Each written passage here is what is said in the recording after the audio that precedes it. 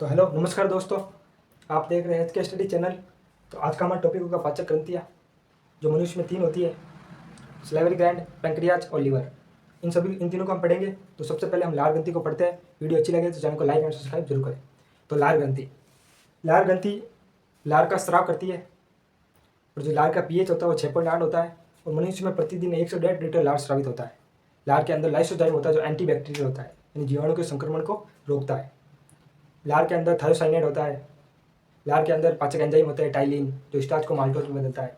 लार के अंदर सलाइवरी एमाइलेज भी पाया जाता है, ये भी स्टार्च को माल्टोज में बदलता है। तो लार ग्रंथि मनुष्य में 3 प्रकार की होती है: पैरोटिड, सब मैक्सिलरी, सब लिंगुअल। पैरोटिड ग्रंथि के बारे में हम सबसे पहले पढ़ते हैं। तो पैरोटिड ग्रंथि, इसे कर्णपूर्व भी कहते हैं हिंदी में, यानी कि कान के पास पाई जाती है पैरोटिड ग्रंथि। ये बहिस्त्रावी यानी हेक्सोक्राइन होती है, और संख्या में एक जोड़ी होती है। और जो पैरोटिड ग्रंथि है वो स्टेशन नलिका द्वारा अपर सेकंड मोलर पे खुलती है। यानी मनुष्य में 4 प्रकार के दांत होते हैं: कर्तक, रदनक, अग्रचवर्णक, चवर्णक, इंसिजर, कैनाइन, प्रेमोलर, मोलर। जो मोलर दांत होते हैं वो सबसे पीछे वाले दांत होते हैं, जिनकी संख्या ऊपर 6 होती है, नीचे भी 6। यानी कि 3 इस तरफ, 3 इस तरफ, 6 ऊपर 6 नीचे। यानी कि मोलर 3 होते हैं, ऊपर 6 होते हैं। जो ऊपर 6 होते हैं तो एक तरफ 3 होते हैं। तो उन तीनों में से जो सेकेंड मोलर होता है, वहां पे पैरोटिड ग्रंथि स्टेशन नलिका द्वारा खुलती है। और सबसे बड़ी लार ग्रंथि पैरोटिड ग्रंथि है, और इसके रचना में टाइलिन और सलाइवरी एमाइलेज पाया जाता है। अब है सब मैक्सिलरी। सब मैक्सिलरी जो लार ग्रंथि है, ये मैक्सिला और मैंडिबल की संधि पे पाई जाती है। यानी कि हमारी जो नीचे वाली जबड़ा है उसको मैक्सिला, ऊपर वाली को मैंडिबल बोलते हैं। तो ये मैक्सिला और मैंडिबल की संधि पे पाई जाती है। कौन? बहिस्त्रावी। सबसे लंबी लार्जेस्ट नलिका होती है वाटन की नलिका। और फिर है सबलिंगुअल। सबलिंगुअल यानी अधोजीवा। ये जीवा के अधर तल पर पाई जाती है। ये भी संख्या में एक जोड़ी होती है, और ओपन होती है डक्ट ऑफ यूनस के माध्यम से। यानी ये किस नलिका के माध्यम से ओपन होती है सबलिंगुअल लार ग्रंथि? तो डक्ट ऑफ यूनस के माध्यम से। इसे बार्थोलिनियस भी कहते हैं, डक्ट ऑफ यूनस को। और पैरोटिड ग्रंथि में संक्रमण हो जाता है कभी कभी, तो उसे मम्स कहते हैं, यानी पैरोटिड ग्रंथि में सूजन आ जाती है। और लार के अंदर टाइलिन और सलाइवरी एमाइलेज पाया जाता है। लार का पीएच 6.8 होता है, और प्रतिदिन 1 से 1.5 लीटर लार स्रावित होता है। लार के अंदर थायोसाइनेट होता है, लाइसोजाइम होता है, जो एंटी बैक्टीरियल होता है, जो जीवाणु के संक्रमण को रोकता है। लार में 97 वाटर पाया जाता है। तो हमने लार ग्रंथि के बारे में पढ़ लिया है। अब हम लीवर के बारे में पढ़ेंगे, तो आप इसका स्क्रीनशॉट ले सकते हैं। तो हेलो नमस्कार दोस्तों, अभी हमने पाचक ग्रंथियों के अंदर लार ग्रंथि को पढ़ लिया था। अब हम लीवर को पढ़ेंगे, तो शुरू करते हैं। वीडियो अच्छी लगे तो चैनल को लाइक एंड सब्सक्राइब जरूर करें। लीवर, यकृत को इंग्लिश में लीवर बोलते हैं, जो मानव शरीर की सबसे बड़ी ग्रंथि है। यानी कि the largest gland of the human body, that is liver. जो लीवर का वजन होता है, जो वेट होता है उसका, वो 1.2 से 1.5 kg, यानी कि 1200 से 1500 ग्राम इसका वजन होता है। ये चॉकलेटी रंग का होता है। और जो लीवर की संरचनात्मक और क्रियात्मक इकाई होती है, उसे यकृत पालिकाएं या इंग्लिश में लीवर लोब्यूल कहते हैं। जैसे किडनी की संरचनात्मक और क्रियात्मक इकाई नेफ्रॉन होती है। शरीर की संरचनात्मक और क्रियात्मक इकाई कोशिका होती है, वैसे यकृत की संरचनात्मक और क्रियात्मक इकाई लीवर लोब्यूल होती है। यकृत के अंदर लगभग 10 लाख तक यकृत पालिकाएं यानी लीवर लोब्यूल पाई जाती है। यकृत सबसे बिजी अंग होता है शरीर का। और जो यकृत पालिकाएं होती है लीवर लोब्यूल, वह एक पतली संयोजी ऊतक की परत से ढकी होती है, जिसे गिल्सस कैप्सूल कहते हैं। इस गिल्सस कैप्सूल के अंदर कोशिकाएं पाई जाती है, जो पीत रस स्रावित करती है। यानी कि लीवर किसका स्राव करता है? पीत रस का। और लीवर के अंदर पित्ताशय पाया जाता है। तो लीवर पीत रस का स्राव करता है। और पीत रस का भंडार यानी संग्रहण कहाँ होगा? पित्ताशय के अंदर। तो पित्ताशय पीत रस को इकट्ठा करता है। ये एक थैलीनुमा संरचना है, जिसे पित्ताशय कहते हैं।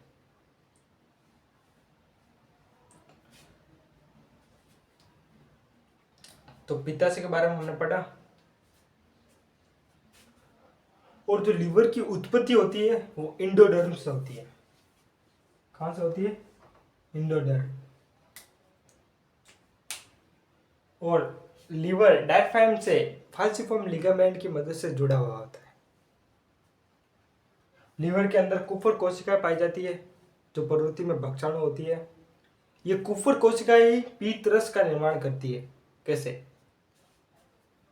आपने पढ़ा होगा कि जो आरबीसी का निर्माण होता है वो अस्थि मज्जा यानी बोन मैरो में होता है। जो आरबीसी का कब्रिस्तान होता है वो उस पीलिया को कहते हैं। पीलिया क्या करता है कि आरबीसी का रंग लाल होता है। किसके कारण? हीमोग्लोबिन के कारण। तो आरबीसी में हीमोग्लोबिन वर्णक पाया जाता है। तो पीलिया इस हीमोग्लोबिन वर्णक का विखंडन करता है, यानी आरबीसी को नष्ट करता है। कौन? पीलिया। तो पीलिया आरबीसी को नष्ट करेगा। और जो लीवर के अंदर कुफर कोशिकाएं पाई जाती है जो भक्षण होती है, ये कुफर कोशिकाएं जो नष्ट आरबीसी है उसको पीत रस में बदलती है। तो कुफर कोशिकाएं पीत रस का निर्माण करती है। जो नष्ट आरबीसी है जो नष्ट आरबीसी हो गई, ये कुफर कोशिका उसको पीत रस में बदलती है। तो पीत रस का निर्माण कैसे होता है मैंने आपको बता दिया। अब है यकृत के पीत रस के बारे में हम पढ़ लेते हैं। तो पीत को इंग्लिश में बाइल कहते हैं। पीत रस दो भागों से मिलकर बना है, पीत लवक और पीत लवण। पीत लवण अकार्बनिक पीत लवण और कार्बनिक पीत लवण, ये भी दो होते हैं। अकार्बनिक पीत लवण जो अमाशय के अंदर कायम होता है, कायम के अम्लीय माध्यम को उदासीन बनाता है। कौन? अकार्बनिक पीत लवण। और कार्बनिक पीत लवण वर्षा के पाइसीकरण में मदद करता है, यानी वर्षा का पाचन करता है। और जो पीत लवक होता है वो दो होता है, बिलीरुबिन, बिलीवर्डी। अगर हमारे शरीर में आरबीसी ज्यादा मात्रा में नष्ट होगी तो पीत रस भी ज्यादा बनेगा। पीत रस ज्यादा बनेगा तो पित्ताशय से बाहर निकलेगा, और पित्ताशय से बाहर निकलेगा तो खून ब्लड के अंदर आ जाएगा। और जो पीत रस का रंग होता है वो पीला होता है, तो ब्लड का रंग भी पीला हो जाएगा और हम उसे क्या कहते हैं? पीलिया। तो पीलिया रोग कैसा होता है हमने अभी आपको बता दिया। तो अगर पीत रस ज्यादा बने तो पीलिया हो जाएगा, और पीत रस कम बने तो वर्षा का पाचन नहीं होगा। अब हम यकृत के कार्य पढ़ लेते हैं। तो यकृत का सबसे जो मेन कार्य है वो है अमोनिया को यूरिया में कन्वर्ट करना, जिसे ऑर्निथिन साइकिल कहते हैं। अगर हमारे शरीर के अंदर अमोनिया हमारे ब्लड में आ जाए तो हमारी मृत्यु भी हो सकती है। अमोनिया बहुत विषैला है। तो यकृत का सबसे मेन कार्य है अमोनिया को यूरिया में कन्वर्ट करना। और यकृत है ना हिपेरिन का संश्लेषण भी करता है। अब हिपेरिन क्या है? हिपेरिन हमारे शरीर के अंदर खून को जमने से रोकता है, यानी ब्लड के थक्के जमने से रोकता है। कौन? हिपेरिन। तो हिपेरिन का सबसे मेन कार्य है शरीर के अंदर ब्लड को जमने से रोकना। और जो एक आपने पढ़ा होगा फाइब्रिनोजन। फाइब्रिनोजन शरीर के बाहर रक्त का थक्का बनाता है। अगर हमें चोट वोट लग जाए तो फाइब्रिनोजन वहाँ पे ब्लड का थक्का बनाता है। तो हिपेरिन का संश्लेषण भी कौन करता है? लीवर। और प्लाज्मा प्रोटीन का संश्लेषण भी कौन करता है? लीवर। और लीवर का एक और कार्य है ग्लाइकोजन से ग्लूकोज को बनाना। मान लीजिए कि हमने कार्बोहाइड्रेट अधिक मात्रा में ले लिया है, तो लीवर क्या करेगा? जो हमने अधिक मात्रा में कार्बोहाइड्रेट लिया है उस ग्लूकोज को ग्लाइकोजन में बदल देगा और अपने पास स्टोर रखेगा, और ज़रूरत पड़ने पर शरीर को फिर से उस ग्लाइकोजन से ग्लूकोज बनाएगा और शरीर को पहुंचाएगा। तो ये भी यकृत का कार्य है। तो आप इस चित्र की मदद से समझ सकते हैं ये यकृत लीवर है। फिर इसके अंदर पित्ताशय होता है जो पीत रस का संग्रहण करता है, और पित्ताशय से मूल पीत वाहिनी निकलती है।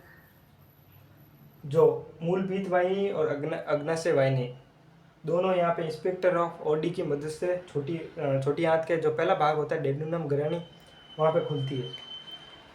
तो ये सवाल आता है कि अग्नाशय रस और पित्ताशय रस दोनों ग्रहणी में किस अवरोधनी द्वारा खुलती है? तो स्पेक्टर ऑफ बॉडी द्वारा। तो हमने लीवर के बारे में पढ़ लिया है, पीत रस कैसे बनता है ये भी हमने आपको बता दिया, पीत रस के दो भागों में बटा है ये भी हमने बता दिया। अब इसका स्क्रीनशॉट लीजिए, इसके बाद हम अग्नाशय को पढ़ेंगे। तो नमस्कार दोस्तों, अभी हमने पाचक ग्रंथियों के अंदर लार ग्रंथि और लीवर के बारे में पढ़ लिया था। अब हम अग्नाशय को पढ़ेंगे। तो अग्नाशय, जिसको इंग्लिश में पैंक्रियास बोलते हैं, अग्नाशय एक हेटेरोकाइन ग्रंथि है। हेटेरोकाइन ग्रंथि का मतलब होता है जो बहिस्रावी और अंतस्रावी दोनों से मिलकर बना होता है, उसे हेटेरोकाइन कहते हैं। तो अग्नाशय एक प्रकार की हेटेरोक्राइन है, अर्थात ये एक्सोक्राइन और एंडोक्राइन दोनों से मिलकर बना होता है। जो अग्नाशय का बहिस्रावी भाग है एक्सोक्राइन, वो अग्नाशय जूस को स्रावित करता है। जो अग्नाशय का बहिस्रावी भाग है वो अग्नाशय जूस को स्रावित करता है, जिसके अंदर अग्नाशय जूस एक प्रकार का पाचक है, पाचक जूस होता है, जिसका pH 8.4 होता है, यानी कि अग्नाशय जो जूस है वो सारी होता है। और जो अंतस्रावी भाग है इसे लैंगरहैंस के द्वीप, जो अंतस्रावी भाग है अग्नाशय का वो लैंगरहैंस के द्वीप समूह से मिलकर बना होता है, यानी कि जो एंडोक्राइन भाग है वो लैंगरहैंस के द्वीप समूह से मिलकर बना होता है। और लैंगरहैंस के द्वीप समूह में 3 प्रकार की कोशिकाएं पाई जाती है, अल्फा, बीटा और गामा।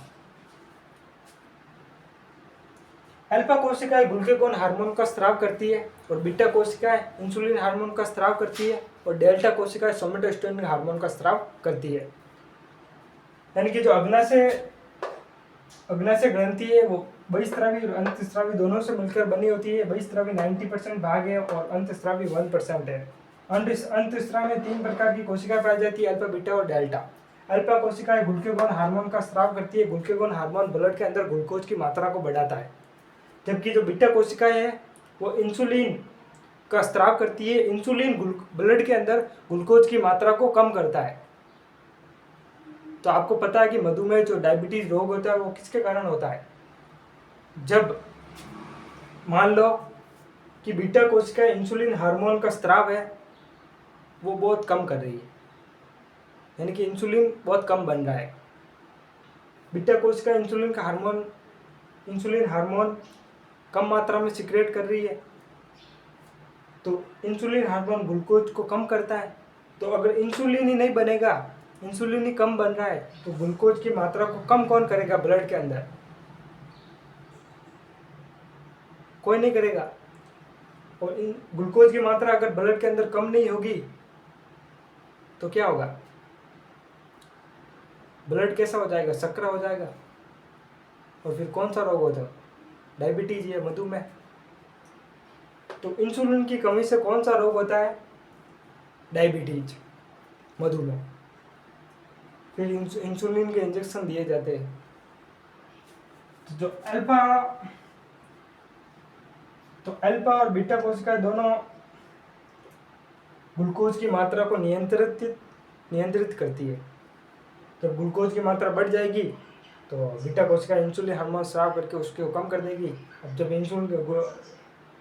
ग्लूकोज की मात्रा कम होगी तो ग्लूकागोन ज़्यादा मात्रा में बढ़ेगा और ग्लूकोज की मात्रा को बढ़ा देगा। तो दोनों ये बैलेंस करते हैं ब्लड के अंदर। और जो डेल्टा कोशिका सोमेटोस्टेरोन हार्मोन का स्राव करती है। और बहिस्रावी भाग पाचक रस, जिसके अंदर अग्नाशय जूस होता है, जिसके अंदर ट्रिप्सिनोज, गामा ट्रिप्सिनोज, कार्बोहाइड्रेट, पेप्सिडाइन, न्यूक्लियोसाइड एंजाइम पाए जाते हैं। तो अग्नाशय के बारे में हमने पढ़ लिया है। तो पाचक ग्रंथि हमने तीनों ग्रंथियों के बारे में पढ़ लिया है। वीडियो अच्छी लगे तो चैनल को लाइक एंड सब्सक्राइब जरूर करें। आप इसका स्क्रीनशॉट ले सकते हैं। अगली वीडियो में हम भोजन के पाचन के बारे में पढ़ेंगे। किस स्थान पर पाचन कैसा होता है, जैसे मुख गुहा के अंदर टाइलिन होता है वो स्टार्च को माल्टोज में बदलता है। फिर ऐसे ही आमाशय के अंदर, छोटी आंत के अंदर, बड़ी आंत के अंदर पाचन किस प्रकार होता है, उन सभी को हम पढ़ेंगे। तो आप इसका स्क्रीनशॉट ले सकते हैं।